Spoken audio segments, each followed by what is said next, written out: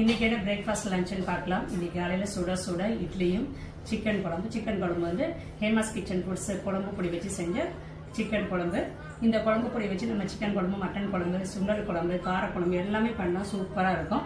இங்கே சிக்கன் குழம்பு, இங்கே சுட சுட சாஃப்டான இட்லி எவ்வளோ சாஃப்டாக இருக்குது பாருங்கள். இங்கே வந்து மதியானத்துக்கு என்ன பண்ணியிருக்கேன் பார்த்தீங்கன்னா, மதுரை மட்டன் சுக்கா வச்சு செஞ்ச மதுரை மட்டன் சுக்கா பொடி போட்டு செஞ்ச மதுரை சிக்கன் சுக்கா.